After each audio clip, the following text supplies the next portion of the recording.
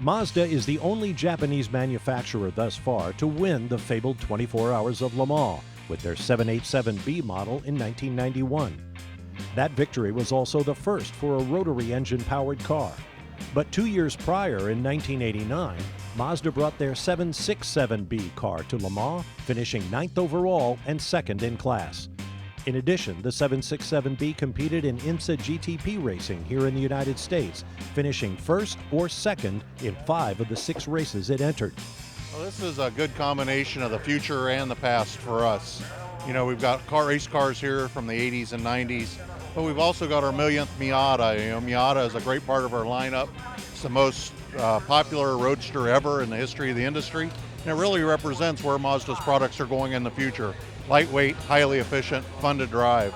You know, Jimbai Itai at its best, which is the oneness between the horse and the rider. For the past 2 years, the car has undergone a complete restoration. And in typical Mazda fashion, the car will not only be displayed, it will take to the racetrack. Mazda design manager Ken Sayward will have the honor of driving this 630 horsepower beast. To me, this is a big honor. This is obviously the fastest car I've ever driven, most horsepower I've ever driven. So it's a question of just working your way up slowly with it and getting used to the car. And it's the first time the car's been on the track and run in anger. While the 767B is an important part of Mazda's racing history, it's also one of the many driving forces that inspire the company's employees to work on these race cars in their spare time. Every person in the Mazda paddock is an employee who has worked countless hours getting these cars ready for Monterey.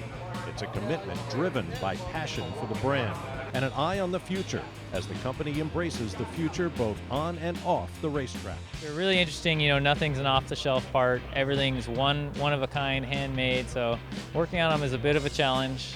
Finding parts, end up having to make most of it, so. But it's cool to get the history and keep it going, keep it on track. It's what they're made to do.